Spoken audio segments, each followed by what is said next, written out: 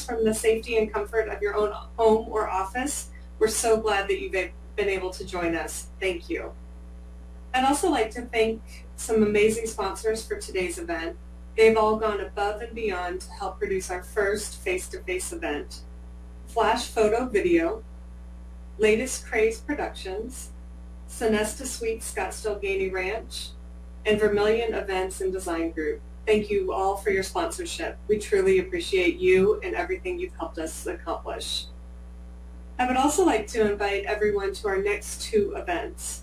On November 19th, we are holding a complimentary virtual networking event and restaurant series, Chippin', Dippin', and Sippin', hosted by Enchiladas. It's going to be great fun and some great raffle prizes. Registration for this is now open. We'll hope you'll join us. And on December 11th, our 10th annual MPI HSMAI Hospitality Golf Tournament is being held at Stone Creek Golf Club with an 8 a.m. shotgun start. Registration for this event will open soon. Please stay tuned. And guess what? We're bringing our cute #HospitalityStrong pineapple face masks back by popular demand.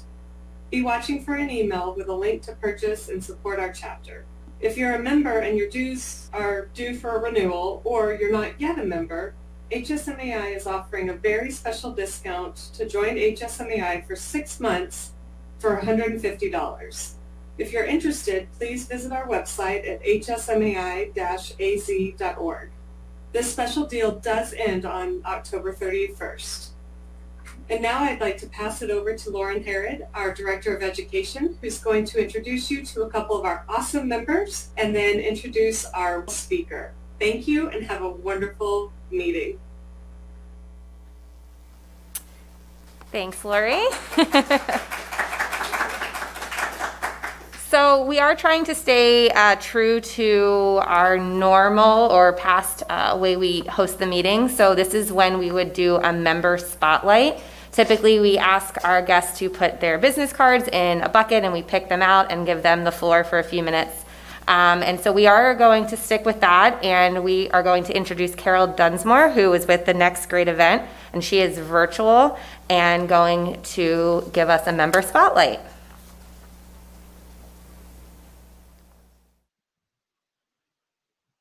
Hi, I'm Carol Dunsmore, your HSMAI Arizona Board Director for the Chinese auction. My company is the Next Great Event. We're a full-service conference management and meeting planning company headquartered here in Phoenix. We celebrated our 14th year in business over the summer, and we just completed our first multi-day virtual conference about 2 weeks ago. We had over 2,500 attendees from all over the world for a 5-day virtual conference. And now as we start planning our 2021 events for our clients, they're definitely asking about hybrid, so I'm really excited to hear what David has to say today. Feel free to contact me if there's anything I can help you with, or if you want to be on my committee next year. Thanks, Lauren. So in person, we have Ryan Thomas with the Residence Inn Courtyard by Marriott Phoenix downtown, and he is going to say a few words. Ryan? Hello, everybody. I'm going to take it off for just a second so you can hear me a little bit better. My name is Ryan Thomas. I'm the Senior Sales Manager at the Residence Inn Courtyard by Marriott Phoenix downtown. We're a dual-branded high-rise property right in the heart of downtown Phoenix.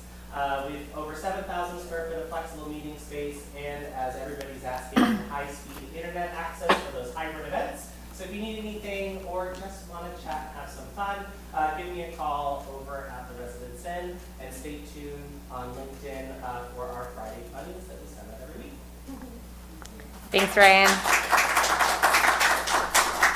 So we're going to jump into our presentation now. Our presenter today is the Creative Director and Founder of Vermilion Events and Design Group. This nationally recognized meeting and events firm is known for its prowess in combining logistics and creativity. A native to Arizona, David takes over his over 30 years of hospitality, meeting, and event experience and shares it with the world by planning everything from award-winning award shows, destination weddings, to National Association annual conferences. A tireless supporter of the little guy, David spends his time mentoring students, interns, and new businesses to help the next generation succeed. As a public speaker, he is sought out for his energetic and straight-to-the-point presentations. You can also see David and his trend-setting ideas on his reoccurring design style segment on the award-winning Arizona morning show, Sonoran Living. Please welcome the fabulous David Twigger.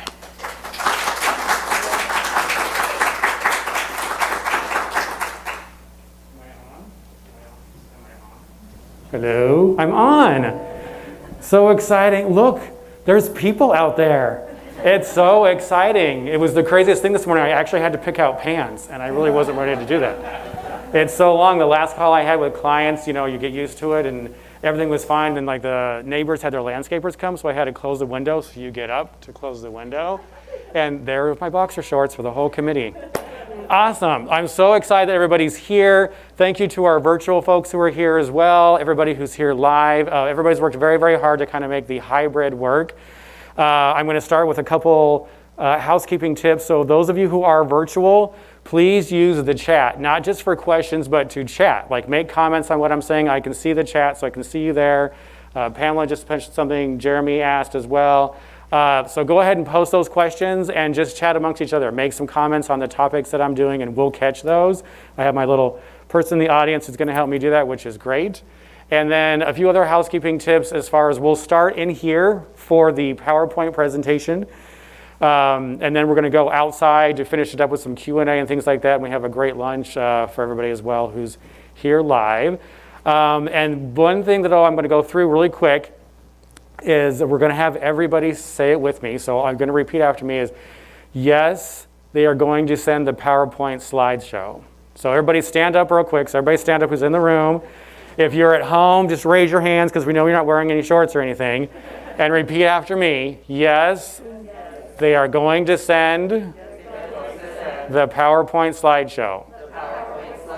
Right? So we all know, because there's a lot of information here. Some of it's just long and boring, but it's very, very important information. So you can go ahead and sit down. Sorry. This whole like stand up, sit down, it's kind of fun. There's a lot of information on some of the slides, so I'm going to review just a few bits of it. And so don't worry about taking some notes. You can if you want, but you're going to get the entire slideshow with all of the information in there, and you won't have to worry about kind of moving that through. So with that said, we're going to go ahead. Did I go through all of my notes? I made lots of different notes that I was going through because if you all know me, I make lots of changes and things like that. So now you might be thinking, yes, right, virtual hybrids, it's usually death by PowerPoint. And like I just said, yes, it can be, but that doesn't need to be. Now there's good news that recent advances in virtual and hybrid meeting technologies have become game changers. And we're going to go over some options of things to do. But we're going to really quick take our first poll. So Chris is going to go ahead for our virtual attendees and click on polls. And for the people here live, I'm going to go ahead and just read it out loud. How many of you are zoomed out? Like zoomed webinared out? Almost everybody. Ray is so gracious. He's not raising his hand, but that's okay. Ray the DJ is here. He's like one of my like mentors and icons, so everybody just pay attention to it. Ray says, thank you, sir, for being here. We're all kind of zoomed out. There's just too much. And there are some changes. The nice thing with hybrids is that you're actually going to increase some attendance and some abilities and opportunities with the hybrids that we can do it and we can do it safely. For those of you who are virtual, the Sonesta Suites has done an amazing job. Each chair here has their own separate table. Everything's been sanitized, the entire room before they came in. They have individually wrapped pens. They have individually wrapped masks. They have some alcohol wipes and a cleaned bottle of water so they can sit and relax nice and easy, which is great. With that first poll, then we're going to go ahead and we're going to get into this long PowerPoint, but it's going to be very, very exciting, lots of information, and we'll have some fun at certain times. So before we start talking about how to hybrid, obviously we need to talk about what is a hybrid. We all know what a virtual meeting is. It's meeting events. It's when people around the world, regardless of location, can go ahead and use their computers and do a virtual piece. A hybrid is where you have an equal size location and attendees who are part of the virtual experience. And the big point is that you have the sync content and you have the same experience as much as you can for both virtual and your in-person attendees. We're going to start with, everybody gets excited when we say hybrid, so we need to go ahead and start that there are some disadvantages to being virtual and hybrid events. And the first one is obviously the digital distractions. We've all been there We do the Zoom, you've got craziness, you've got your Facebook to check, you've got kids, you've got pets, you're bored, you have to use the restroom, you want to get a snack, your favorite show comes on, there's a new Kardashian issue, I don't know, something like that. So you've got your distractions that happen on there, and that's definitely something you have to make sure you're a part of and keeping everybody engaged through the whole thing. Measuring impact is a big thing. People don't realize that when you have meetings, events, even a wedding, you're really supposed to have goals of how you want it to go, how you want the results, and what kind of information you want from that meeting, what information you want your attendees to get from that meeting. And a lot of times that doesn't happen. And in the beginning, virtual meetings, you really didn't have a way to really get those results. And that's changed, and we'll talk about that. And technology failure, obviously, is the big one. We all know this guy, Frank the failure. It just doesn't work. Lauren had it happen yesterday, right? She, in front of her boss and her boss's boss, are like, you have the best internet. So she was the one who was supposed to give the presentation for virtual, and nothing worked. Not to point it out, sorry. Right, sorry. But it's there. But there's not really an excuse. There's things that you can do to kind of go over that. It's going to happen, though, so that is definitely something that you need to be aware of. And that's why you need to make sure that you don't just do a Zoom, that you actually are working with a production company. If you've noticed, there's quite the setup because, you know me, I was like, well, we can't just have one setup, we have to have two. So we're going to start in here with a full setup with the cameras, the live feed, the streaming platform, and then we're going to move outside to the exact same thing. So it's definitely something you need to be there to watch. So the advantages for the hybrid meetings that are going on, you can reach a larger audience, which we know. You can actually have people who want to come in person, and you can still have that piece. When we all go back to live events, we're very, very excited about it. Don't lose the hybrid component, because there's always people who can't attend. Same thing I pointed out for the social events. Right now, if grandma can't attend and something happens, or there's a part of the family who can't take 6 kids and bring them over to the wedding, stuff like that, these new hybrid options make it so you can watch a ceremony, you can watch a first dance, you can watch your keynote speaker, you can show off some of the things that are going on. So don't lose that when we go back to live events. Embrace some of the facts that are on there.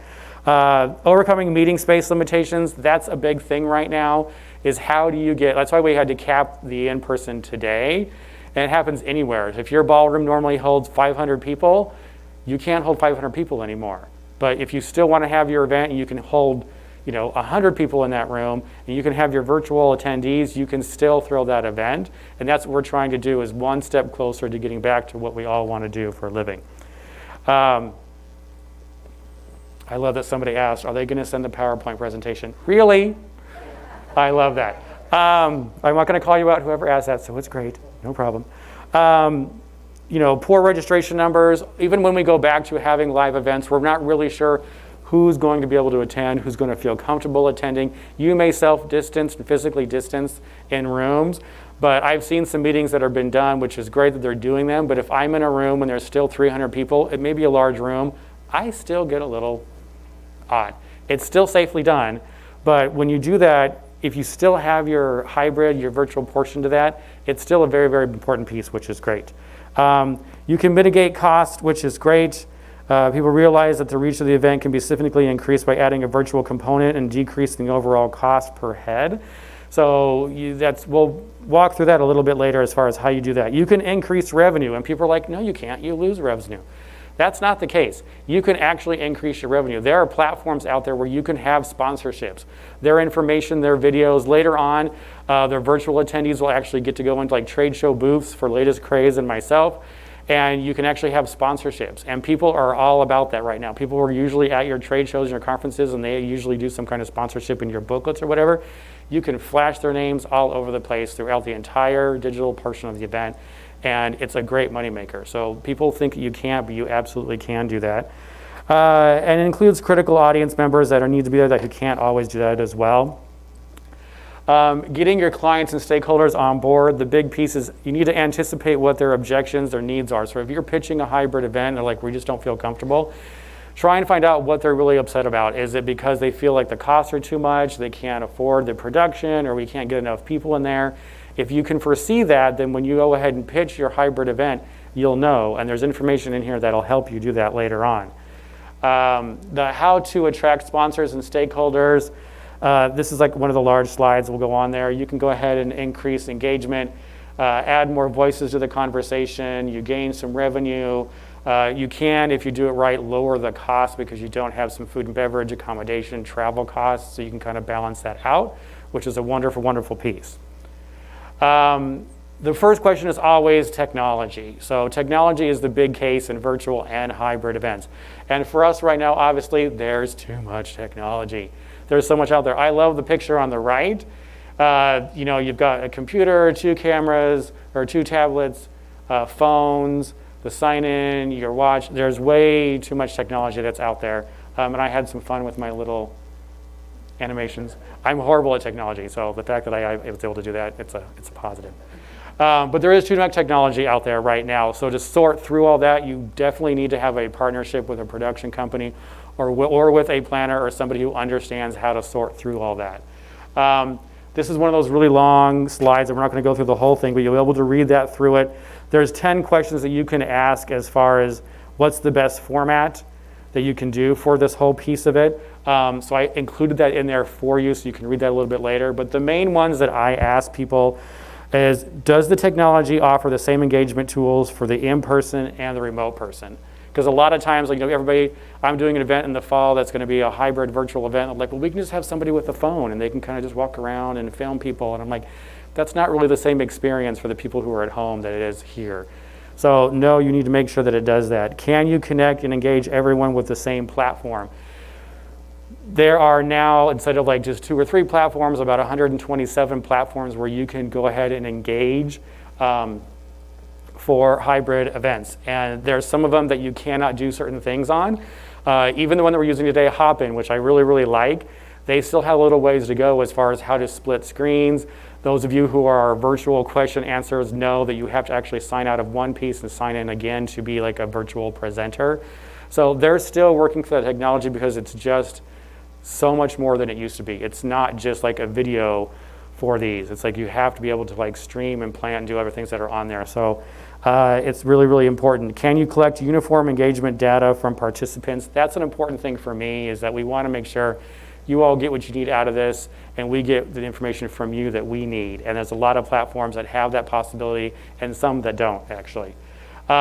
If you want to and go through and sort through a lot of the ones that are out there, there is the 2020 Meeting Technology Buyer's Guide. Just type that in. And again, this will be on the PowerPoint that you're going to get sent to everybody.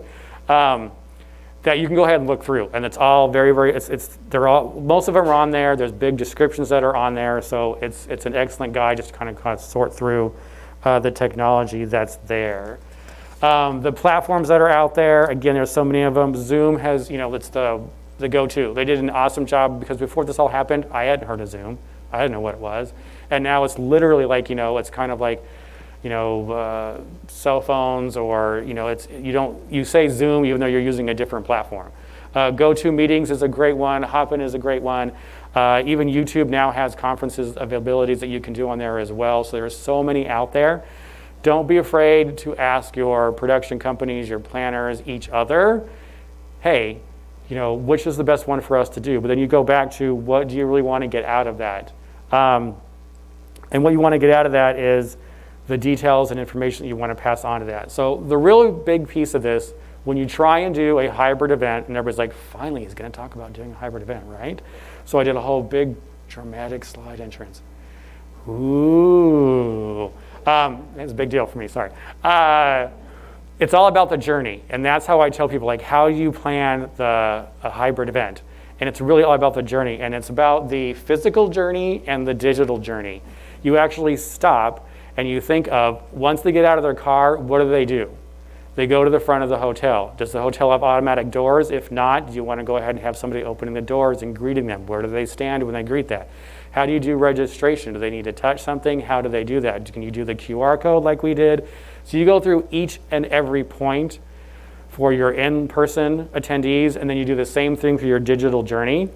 The people who do like big stadium events, big festivals, things like that, they've already been doing this for quite some time. They think of traffic flow into the stadium. They think of, once you leave your car, how do you get to the different doors? They think of the guest flow into the building. They think of signage, food, bathrooms. They've been thinking that for a long time for these huge, huge events, and we now need to apply that to our small 20-some person events. How do you walk through the whole thing? And the same thing, Ray, because it stuck in my head what you said earlier, the same thing for our social planners. If you're involved in a social event, you need to do the same thing. Before we didn't. It's like, okay, they show up, they're going to come down to the ceremony, they get some food, but now you need to walk through each step of how they do that. For this, and I apologize because it shrunk a little bit, and that's my bad. For this event, we did the same thing. So we went through the physical journey of what everybody is going to do. So we talked about the entry, and cute little feet. So a little walking path of the entry. So how do they come into the hotel? How are they going to find registration? Then registration, how are we going to do registration?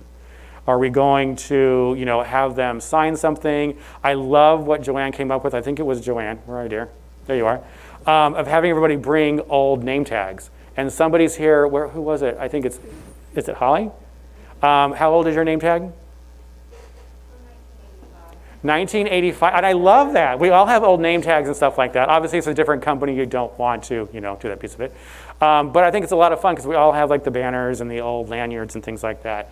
So we did QR codes for the menus, how to register, to buy raffle tickets. You had to think of each and every piece. The networking, how do we do that? So in person, obviously, it was masks. We did it outside where everybody could physically distance. For the virtual, we actually had the networking rooms, which was great. And you can pop in and out of those. You can invite people to individual chats, which is a big thing because most of them you can't. You're just in a room. And then once you get like 5, 10 people, and you get somebody like Ryan who's really loud, takes over the conversation, it's not so much as much fun. But with Hop-In, you can actually be in that room. You're like, hey, I went ahead and I saw Lauren. I'm going to go ahead and click on her. And you invite her to her own little chat, and you guys can just kind of chit-chat. And you jump back in the room, and you kind of network, which is great. Again, it's that balance of in-person and virtual experience. The food and beverage service, Sonesta has done an amazing job of how they're going to go ahead and serve the foods, and you're all going to see, especially virtual, you're going to see a little video from the chef as we transition outside, and then we'll learn everything that they did. It's about the acrylic dividers. It's about the path that they talk about when they're doing food and stuff, and we'll go over that in just a little bit. The seating and the flow, we'll go over this on a diagram, but like if you notice, like we have an entry door and an exit door. You do not use the same one. You have to be respectful for everybody's different levels of comfortability. So that's why we have everybody who is physically distanced. I saw Shakir in here from Sonesta Suites with her measuring tape, making sure that everybody was a certain distance away. So thank you for that. And it goes through the whole thing. Then you go through your visual presentations. How is it going to be seen here? How is it going to be seen virtually as well? Then you've got the lunch and the Q&A. For the digital journey, it was the same thing. What happens when they sign in? What happens when they network? And the pre-show, what they saw, they actually saw like a loop of the HSMAI that you guys usually see in the room. They could network. They had some music playing, which was great. And then the HSMAI engagement, as far as like a couple of us popped in and said hello to people and jumped into the networking rooms to not have them just feel like separate. So they kind of saw some people who were here live jump into that room. So if you're involved with a hybrid event, I highly suggest grabbing someone if you're part of an organization or if you're part of the company and have them sign into the virtual piece and just jump in there like an attendee and say hello and interact with them. And it makes a huge, huge difference. And the in-person pieces to the virtual to make sure we could do a little bit of both so they can see what you're seeing and experience the same thing like we talked about. The transitions, so when we all get up and we go outside, we don't want them just to sit there and see like a screen, so we're going to play the chef video, and then they're going to be involved in some speed networking, which is you go into that separate speed network room and it just automatically assigns you to one other person, and you get, it's like speed dating, you know what that's like, right? And we go through and you guys kind of just intermingle with somebody else and you kind of jump into someone else, which is great because, you know, we always with these organizations try and get people not to be in their cliques. And this way you have to talk to the person who comes up on your screen, which I think is great. When you're kind of going through your whole journey, you kind of have to look at through the mindset of everybody that's there. You have a huge diverse demographic that's going to be trying to come in either virtually or in person to your events. We're not going to read everything that's on here. Again, this is one for you to read later on. But there are traumatized society. There's parts of society that's just not really comfortable, so you have to be aware of like what they're thinking. As far as when you put out your information, we are taking these safety precautions. Like people are like, you know, I don't want to come in kind of, but we're doing this, this, and this kind of piece.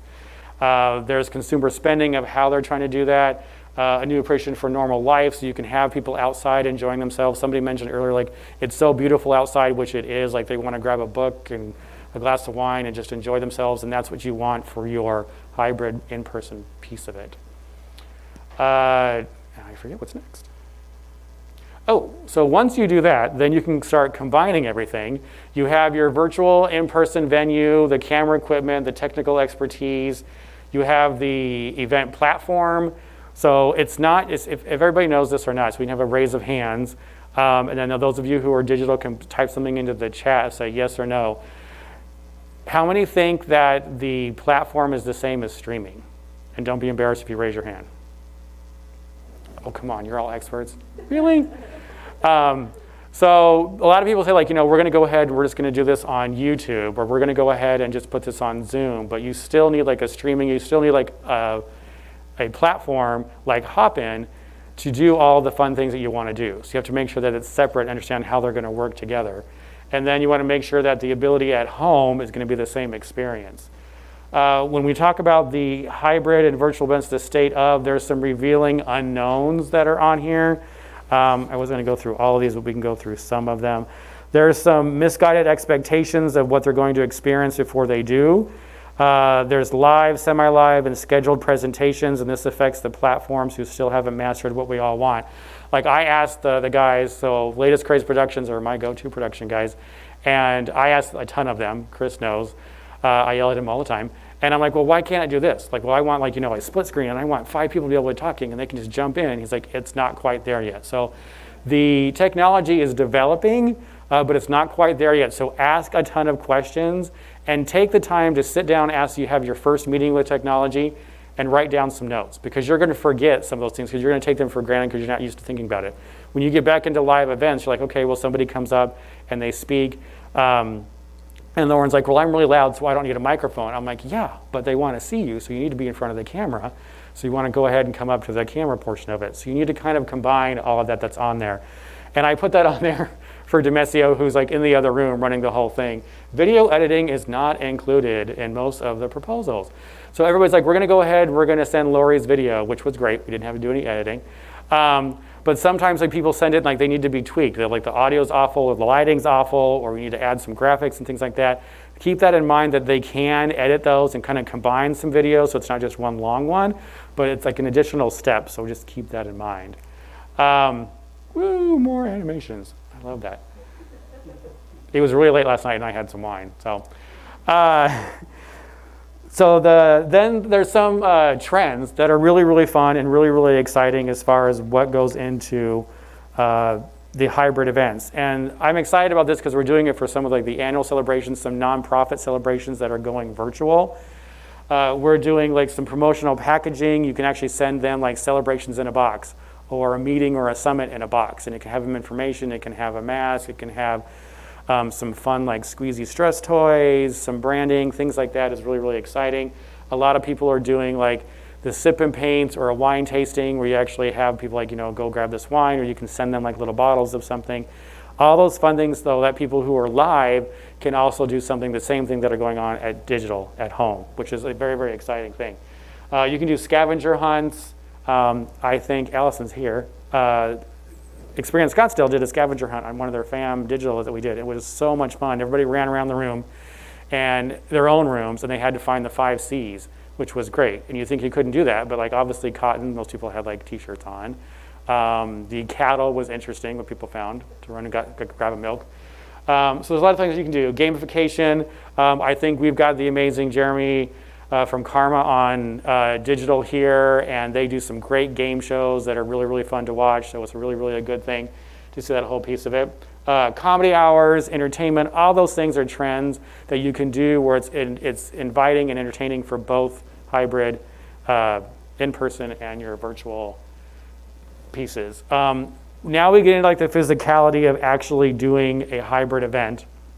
And what you want to look for is, I was always super creative, and I'm sure a lot of other people are. Like I would have loved, like before, like this, the one on the left, this ornate, really great ballroom to do an event, and it's got a lot of style and like very, very unique. But it's got these giant walls on the side. You can't expand. You can't move your seating out. You can't do changing in the videos and stuff like that. Even the pretty one on the bottom is very lovely. It's neutral. But if you notice, there are stairs on the side and like these columns and holes and stuff like that. If you need to expand and do individual seating and you need to change your AV, that's not really going to work. So you need to kind of, you have to make it work with what you have. You have some wonderful rooms. This room we normally would have set long ways, but then you would have had to have multiple screens and the cameras and stuff, and it just wasn't right for our virtual attendees. So we set it this way, which was great. But now, normally I would never have picked the one on the top right. No offense to the Hilton, Minnesota, because that's where it is, or Minneapolis. But now I want that big square empty room, because then I can change my AV, I can change my seating, I can change the way that they come in and out of the room, which is very, very, very important. What you look for, square rooms are great if you can find them, because you do want to do added AV and added seating. Again, that flow in and out of the room, like the bottom, we have the entrance and the exits, how they get down the aisles and stuff. It's very, very important.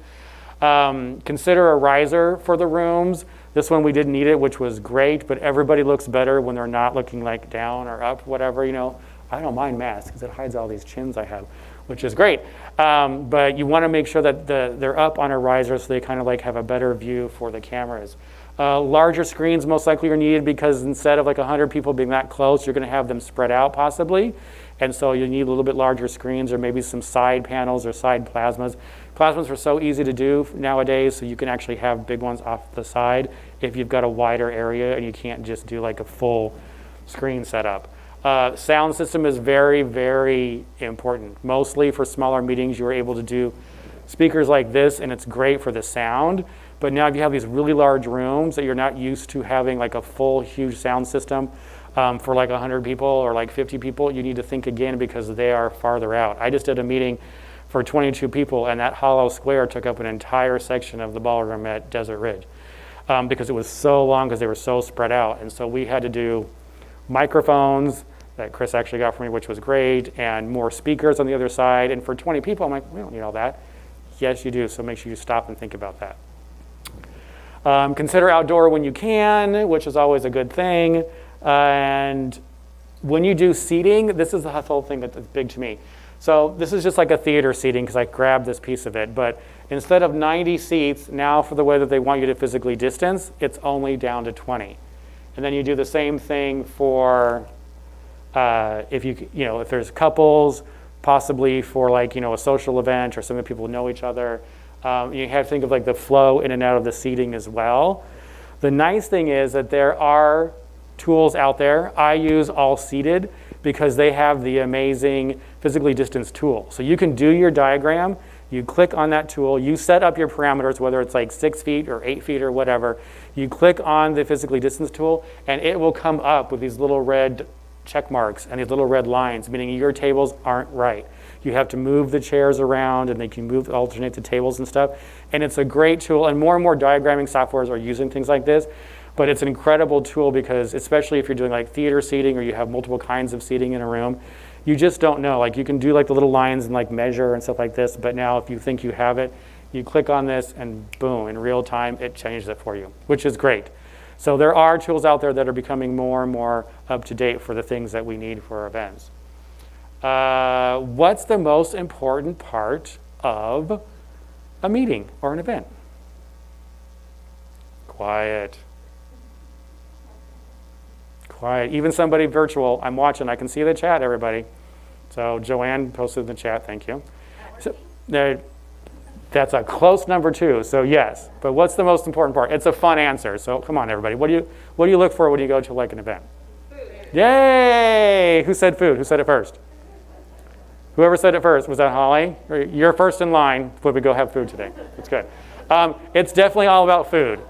She's like, oh wait, no, I said it first. So it is all about the food service, obviously, so that's something that you have to look at when you do hybrid. If you want to include your digital attendees, if you have the budget for that, there are more and more people who are doing the little teeny gift boxes that are going out, which you can do. It's great. FedEx has been very, surprisingly, very, very flexible and fun to work with as far as getting boxes out. So if you can do that, enjoy that. Or, send them a recipe. They love recipe cards. If they're not joining for lunch, invite them like we're going to do later on to say, here's a video of what we're having, or you can use this recipe. You can watch Chef make this. You can do it later on, or join us when we're having lunch. Long gone are the days of our grazing and buffet tables. They're not going to come back. I don't think they'll come back even when we first start to do big events again. They're just not going to be there. It's going to be more, oh, that's my dessert display. It's going to be more the pre-box, the pre-made items like that. But don't shudder, because it's not those typical box lunches. We've all seen them, the little cardboard boxes, and it's like a turkey sandwich, a bag of chips, and a little thing of coleslaw, and maybe a cookie, if you're lucky. But nowadays, I did an event at another hotel, and we're going to see some amazing things from Chef today, aren't we, Shakira? We are. So we're very, very excited. They can get very, very creative. I did an event in July for a small group, and it was a brunch, and we kind of picked some ideas out, and I didn't have I just wasn't sure how it was going to turn out, and I'm very hard to make super happy, and they blew me away with how they did this brunch in a box. It was gorgeous. It was a ton of food. It was really fun the way it looked. Just like things like this, you can do some great, great things and still make it safe. When you're doing that, can I go back? When you're doing that, though, as we talked earlier about your physical and digital journey, food and beverage has its own journey. Do not hesitate to talk to the staff, and I grilled Shakira whenever I could, about how everything happens. So when I did the event in July, I was like, when your dishes come out of your dishwasher, how do they get to where they need to go? Are they put into racks, and then who grabs it? Are they wearing a mask before it goes over the bar? And then how does he handle them? Same thing with the food display. Same thing with how are they filling up water? You can put a bottle of water, let them finish it. How do you do that? There are safe ways to do that. You just have to look at those steps and look at that path. And there's some information that will go out with this as far as what that path is. There's the acrylic dividers that you'll see, and those pieces and stuff like that. So they're there, but just follow along. And again, don't hesitate to ask your hotel contacts, your venue contacts, industry organization contacts. Follow those procedures in that journey. That's important information.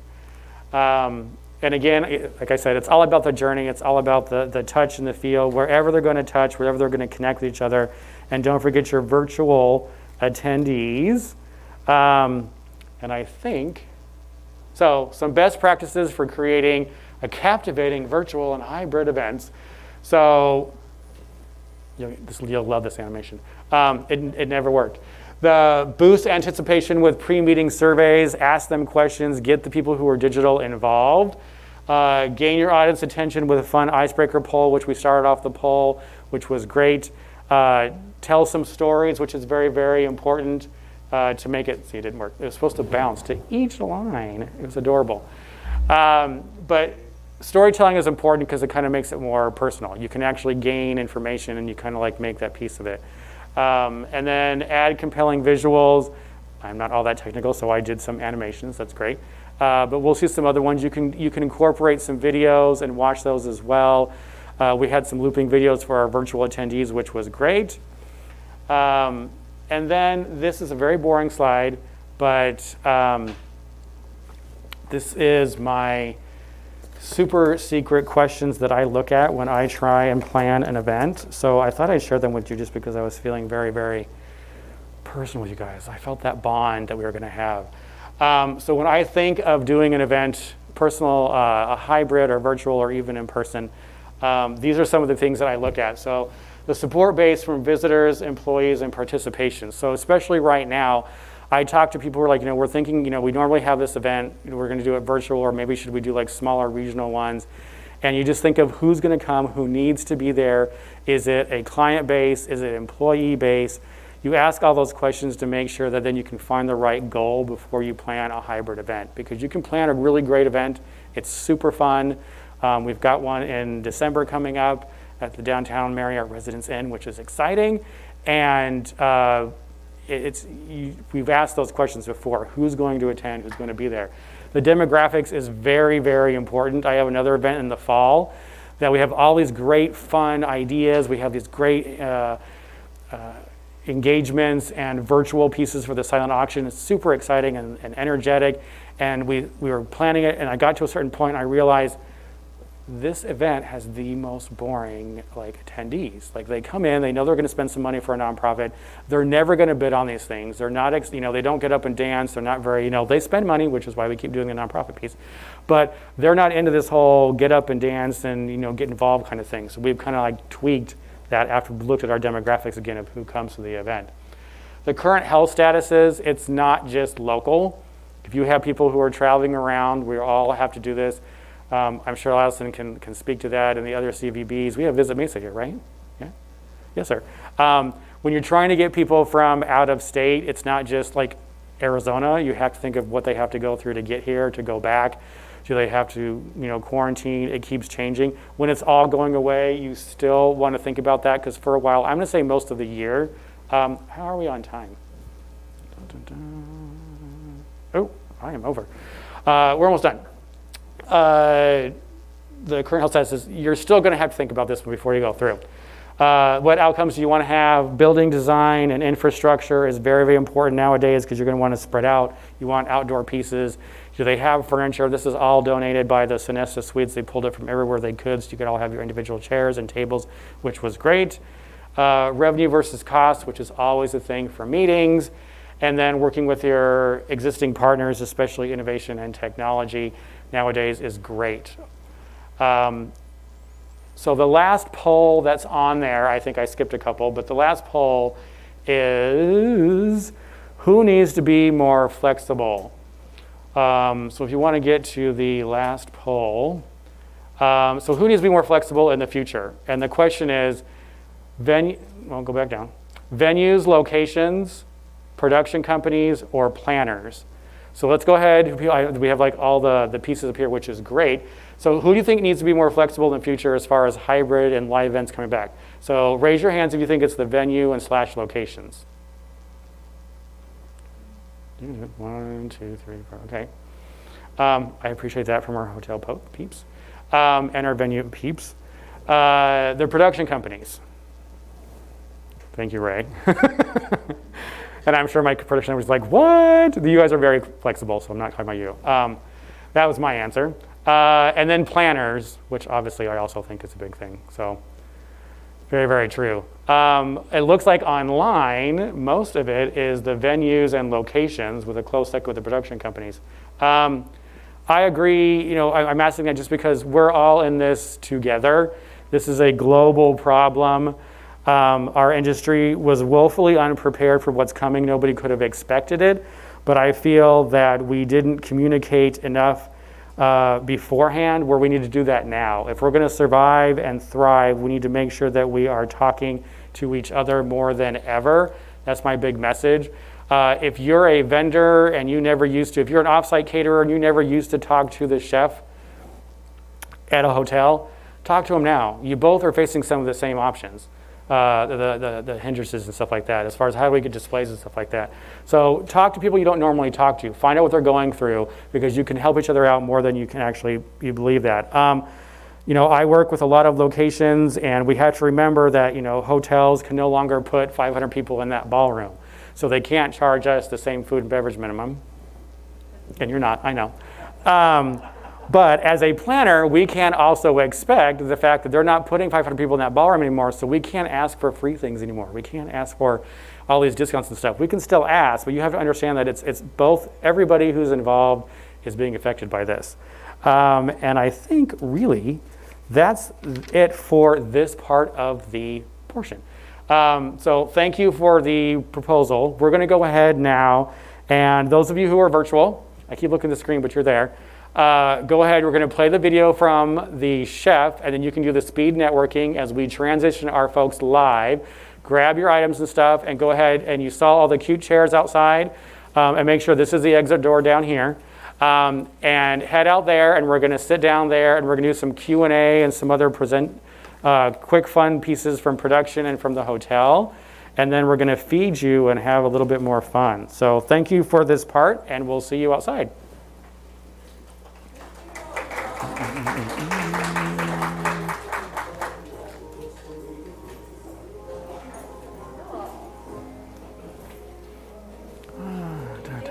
Thanks. I'll see you guys outside. Thank you. Well, you're up front. I have to call on you, so that's fine. Good afternoon. My name is Chef Matt. I'm the executive chef at the Sonesta Suites in Scottsdale. At Sonesta, food is art, and today, in our culinary canvas, we've created for you a demonstration on how we are doing things a little bit differently.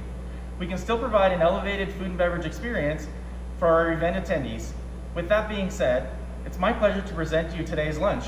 And if you're participating virtually, you can check out the recipes online and you can do them at home anytime. Here we go. Today I'm making a burrata salad. It has grilled peaches, prosciutto, spiced pepitas, cilantro pesto, and a saba vinaigrette. For the entree is a wild Scottish salmon with fall vegetable quinoa, citrus fennel slaw, and a blood orange reduction. And for dessert, I'm doing some toasted figs. It comes with a white chocolate mousse, port wine glaze, and candied pecans. And if you stop by our terrace bar, when you're finished, we'll have a great tasting sample of our prickly pear margaritas. Enjoy!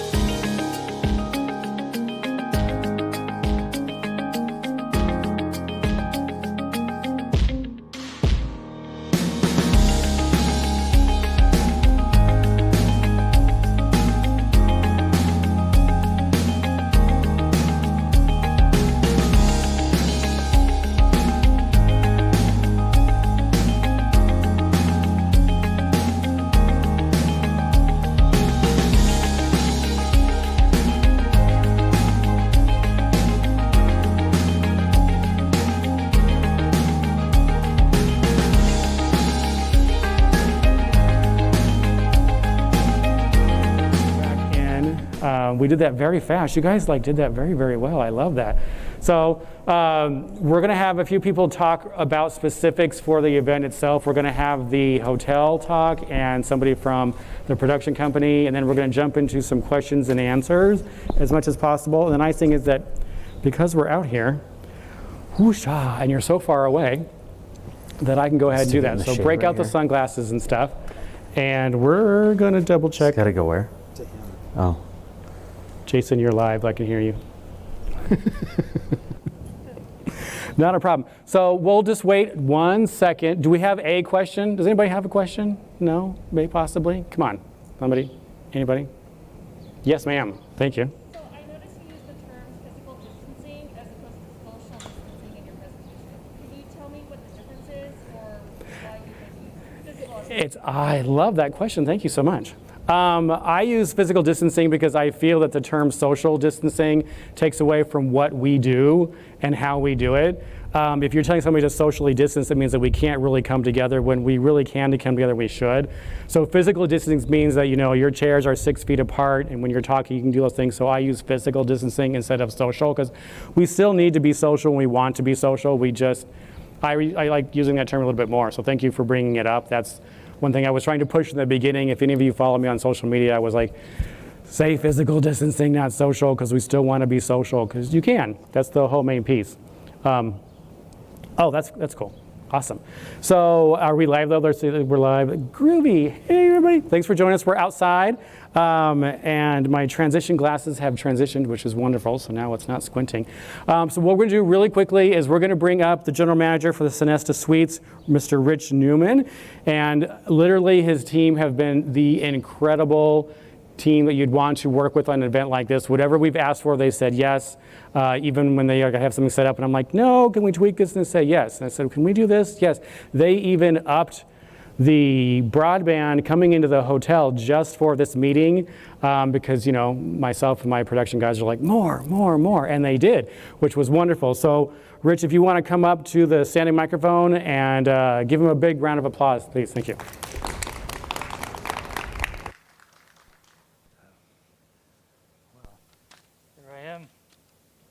Hope you enjoyed your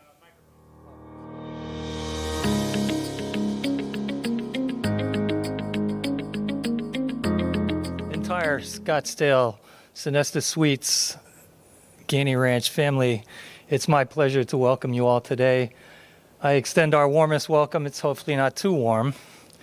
And those attending virtually as well, wherever you may be.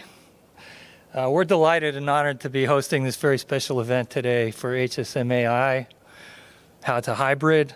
A little bit about us. Our property is located here in the heart of Gainey Ranch and in the heart of all that makes Scottsdale a world-class destination. We offer an intimate, upscale venue for smaller meetings and events. And as you can see, with a variety of indoor and outdoor venues that lend themselves to a lunch or a meeting or a town hall or anything you may think of. So we're proud to be part of Sonesta's growing portfolio of resorts. We have recently added 22 new full-service properties in Canada, Puerto Rico, and throughout the United States. Sonesta is in a growing spurt right now. We've been part of the Sonesta family now for 2 years, since October 2018. Many of you may recall us as the Gainey Suites Hotel back in the day, but we're very proud to be part of the Sonesta family and collection of fabulous hotels and resorts. Sonesta is committed to providing a safe and secure environment for its guests, meeting attendees, and all of its employees. Working with our partner Ecolab, we have created Stay Safe with Sonesta, a program that excels all CDC, WHO, and governmental regulations, and will continue to evolve as needed. Our pledge and our promise is that within these guidelines, utilizing imagination, innovation, technology, and creativity, we will provide and deliver a most successful, safe, enjoyable, and memorable experience for our meeting and event attendees. Working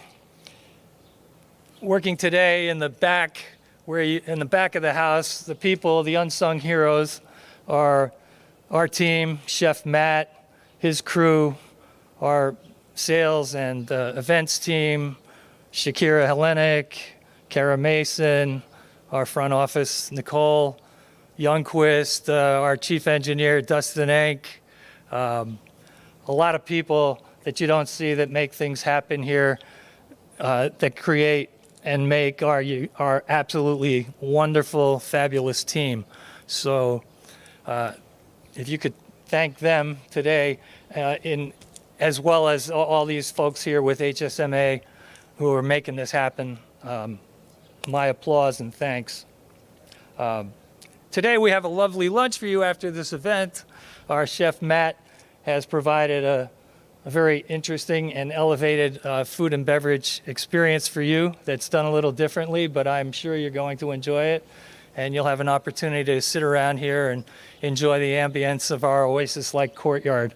And last but not least, of course, is behind us is our resident mixologist, Cheryl, who has prepared a refreshing prickly pear margarita sampling, a sampling, of course, realizing we all have to work and drive.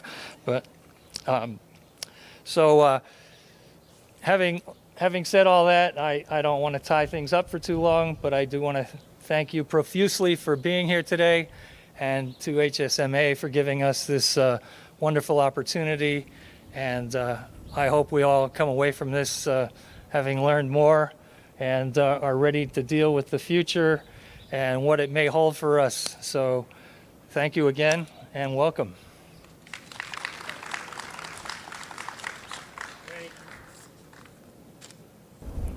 Thank you, Rich. I really appreciate that. They've been such a great hotel to work with, and I think I told Shakira, one of my largest programs is actually booked at the Chase Park Plaza in St. Louis, which is a Sonesta property. So I'm excited. Almost done. We'll get some questions and answers. We're going to go ahead and pull up the CEO, but he also has lots of other titles for Latest Craze Productions. He's the man that I give the hardest time to ever, and he takes it. So he's such a nice guy. I travel with the company, and I can't stress enough how important it is to have a relationship with a production company. Big company, little company, lighting company, DJ company, have those relationships because they're the ones who kind of save your life when you need different things to happen. And the whole crew I absolutely love working with. So Jason, if you want to come on up, that would be great.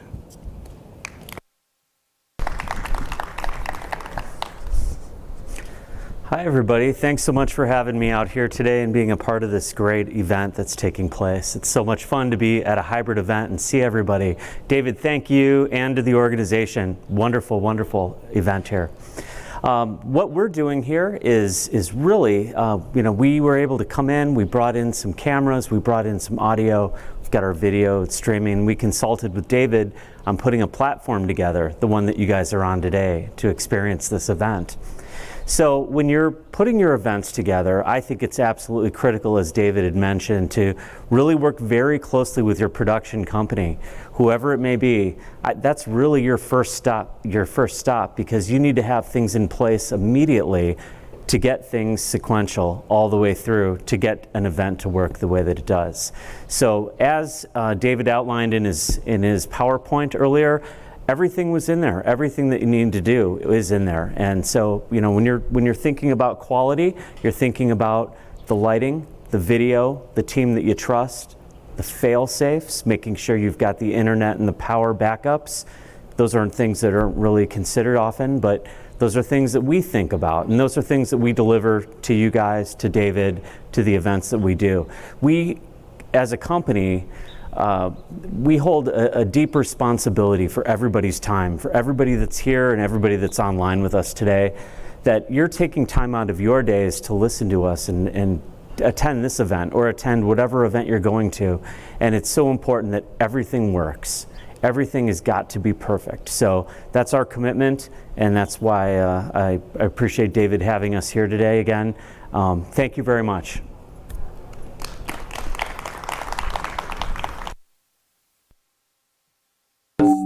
Ooh, don't walk in front of the speaker, David.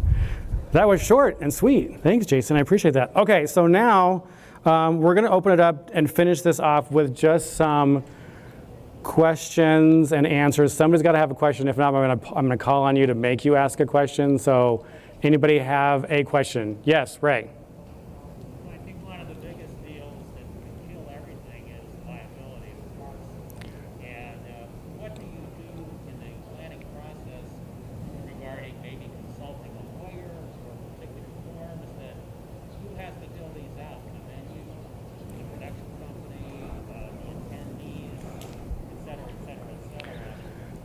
That's basically. Yeah, that's an excellent question. So Ray asked about liability, which obviously right now is a huge, huge portion of this. And it came up at a certain point where HSMAI, myself, the hotel, kind of walked through that. And what I've learned, because I've spent the last 6 months, like you all have, watching a cajillion Zoom webinars and panels and doing research so I can go ahead and provide information. The liabilities, one, liability is a definite factor here. The larger you get, the more liability you have. The more people you have traveling, the more liability that you have. Liability waivers, as I've learned talking to several of our legal professionals, that you can have them sign a liability. Most of them are poorly written because it doesn't really speak to the circumstances that are there, because you have to change it every time you're there, because you have to figure out, are they eating, are they coming in and sitting in one room, are they in multiple rooms, are they interacting in breakouts? It all affects how you phrase your liability piece. And just keep in mind, and I hate to say this for everybody who's like a professional, is that they can still sue you.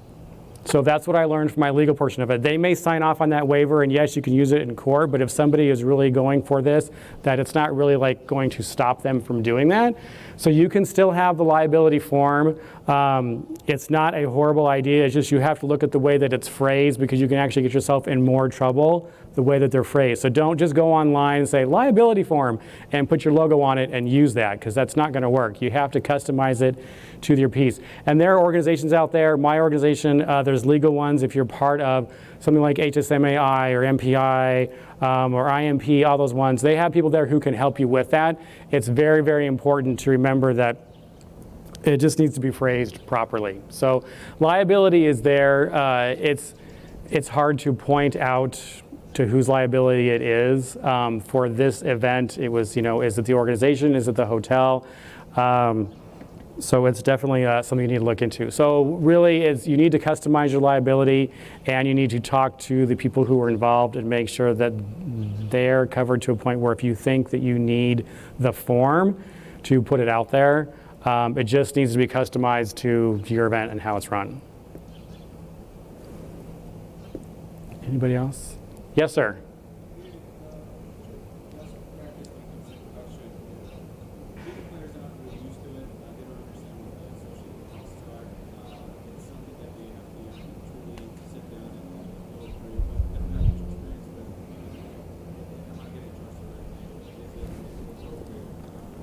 And so his question was, what's the best practice as far as working with production? Because obviously there are differences in production. There's a lot of equipment involved. Why do I need this? Why do I need this kind of piece of it?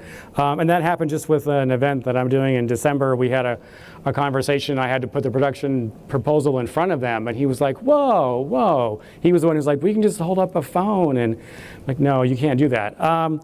The best practice is really, to have all of your ducks in a row before you go in there. Don't wait for them to ask some questions, kind of like do a preview for it. You know that it could be about costs. So if you are doing a hybrid event, you don't have as many costs. If it's an event that they've done before, you have to go into like, you spent this much beforehand, you're going to spend this much now because you have less attendees, accommodation, food and beverage is a little bit less. So you can off balance that cost.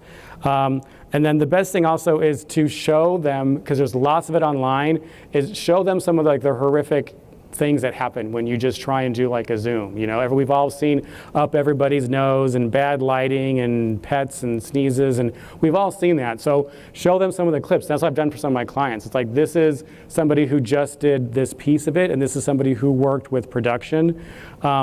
When you're going through the production proposals, the easiest thing to do, and what I have Latest Craze and some others do, is I have them like highlight certain pieces.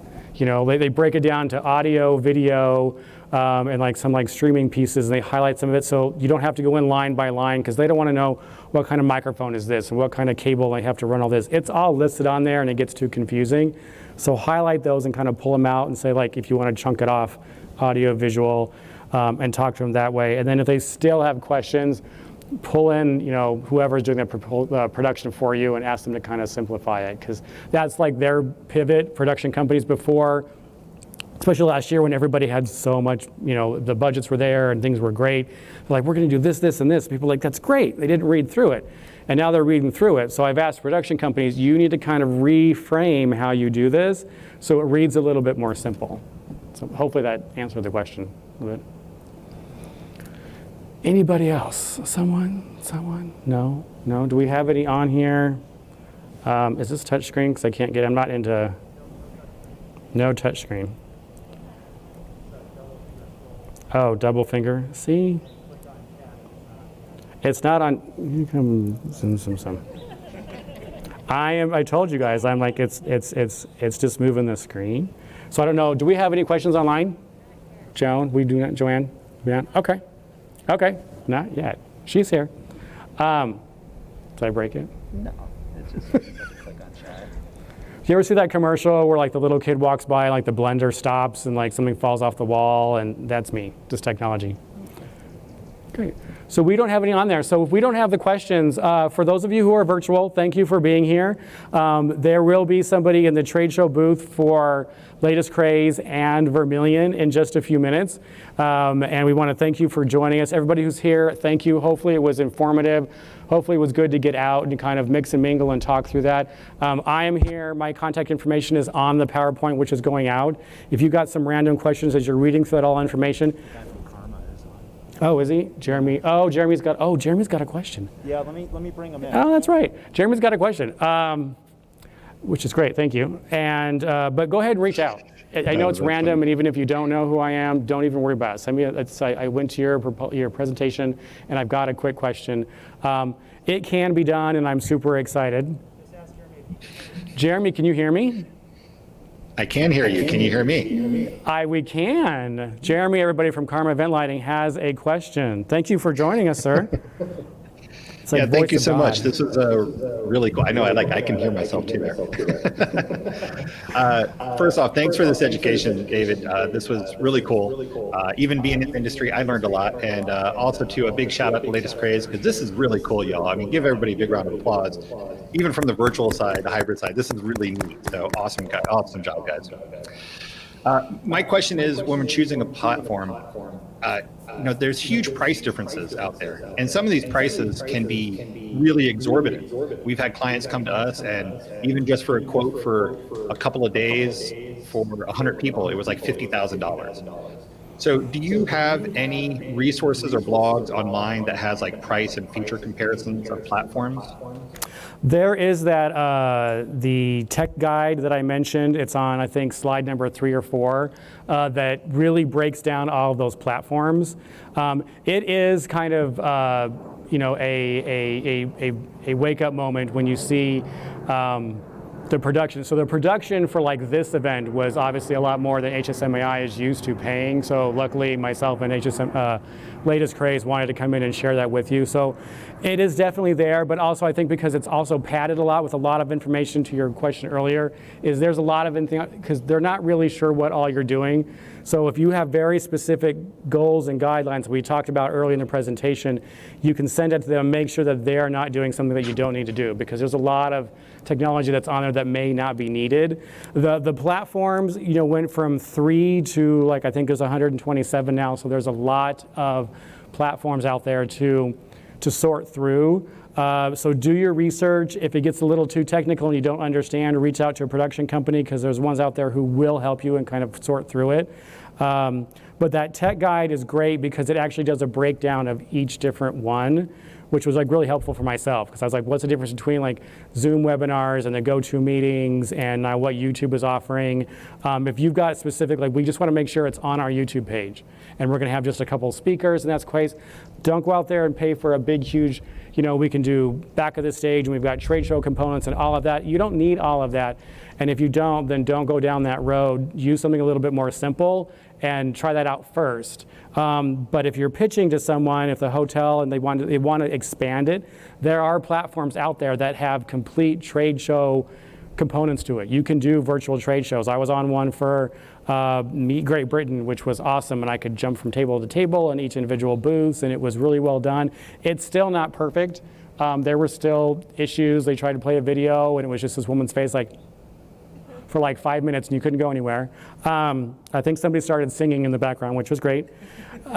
So it's there, but thank you, Jeremy. There are a lot of platforms. It's just a learning curve, like we all had to do beforehand when we were live with some different audiovisual items and things like that. So it's there. Thanks, Jeremy. All right, thank you. Have a good day. Yeah, appreciate it. Awesome. Well, I've kept you into the sun long enough. Yes, ma'am, Cheryl. How has the normal lead time changed between when they contact you and like when an event should happen? How has that changed and what's recommended? Excellent question. So Cheryl's question was, what's the lead time and how's it changed from when they used to contact like a planner or a production company? It's changed a little bit because they're all, a little bit more anxious than they used to be. And you need that extra time because beforehand, those of us who have been doing this for a long time, if somebody came to me and says, I've got, like a 50-person meeting and we've got 2 days and we have a couple breakouts, we need a lunch and offsite activities, I can do that like in an hour. I'm like, boom, boom, boom, here's some more pieces, like done. Now you really need to like focus on their goals. Who's attending? Is it a hybrid event? So you need to give yourself, and I tell people, give yourself, a couple of extra weeks at least, just so you can get to know the client, get to know like the final goals, and then convey that to the production company and your venue and location and make sure everybody's on point.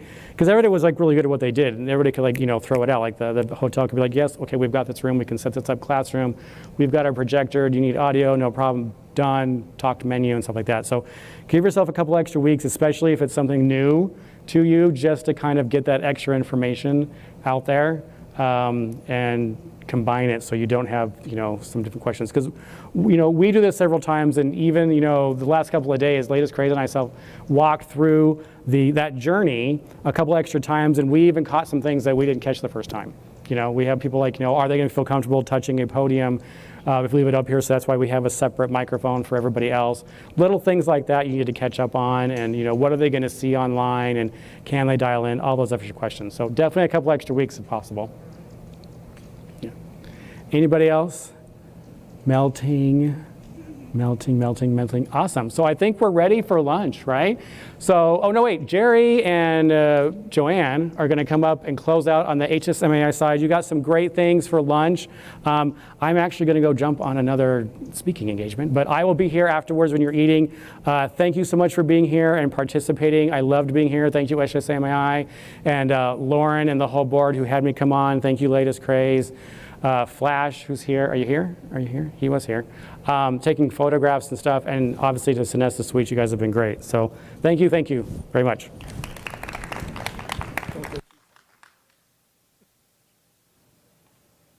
Hi everyone, I'm Jerry Reed from Amadeus and on the board of directors at HSMAI and this year as vice president. Thanks again for all being here.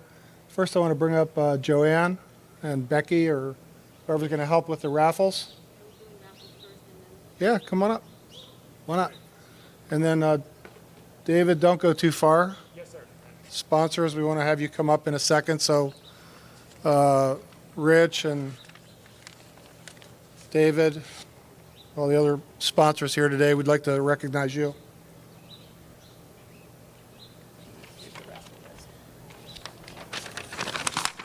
Okay, so we have some nice raffles here, and the first one is from Stellar Adventures, Desert Adventure for two, $400 value.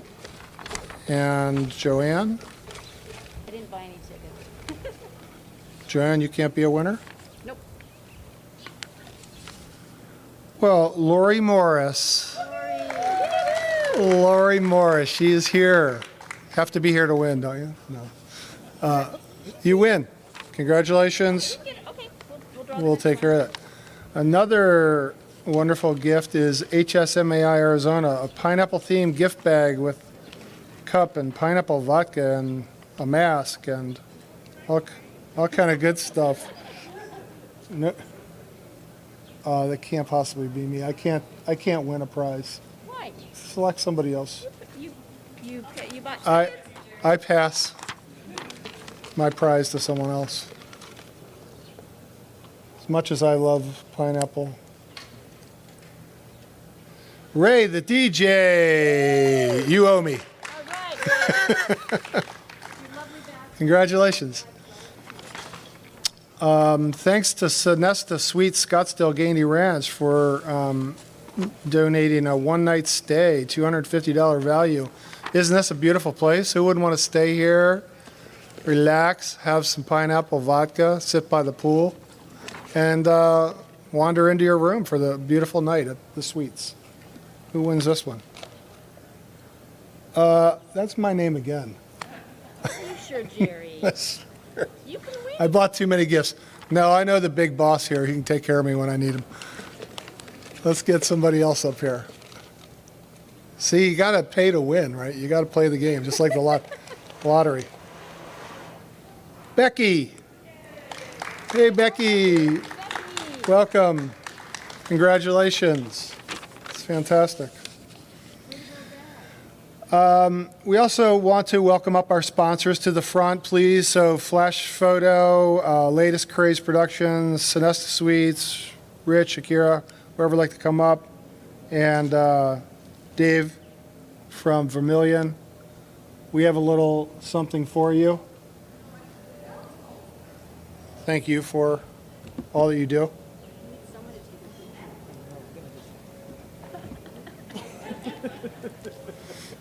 Okay, so we don't want everyone up at once, and we want a photo opportunity. So Okay. first will be Flash, since he's up here, and I'll take the picture. Flash? Jerry, you wanna- Terrific. And Hang wait on, a let me minute, just get it dialed in here. So No, okay. Yeah, then you then- get, then you get a mask.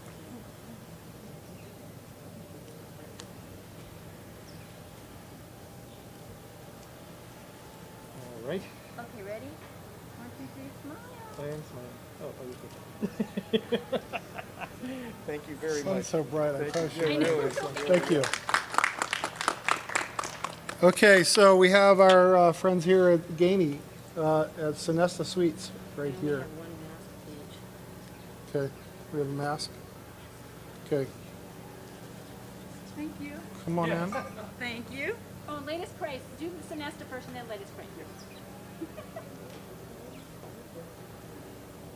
Thank you, guys. And then who else? We have Craze. Latest Okay, need a Craze. photo up with latest craze. I got wires on me, but I think that's appropriate. Right?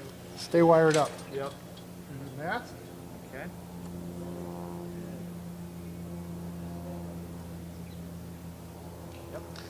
Thank you. Now David, is David around? And David? I said don't go too far, David. Oh. He's speaking. Oh, he's speaking in the other room. All right, well, we'll thank him and we'll get that to him. And we want to thank all of you for joining us here, whether you're in person or virtually. Please be sure to check out our website at hsmai-az.org for upcoming events. Our face masks are available. If you see some of them around here, pick one up for yourself. We also have a membership special. But more than anything, thank you all for your time today. It's so nice to see these smiling faces that I haven't seen in a while. Please stay safe out there and stay healthy, and we'll look forward to our next time when we're all together.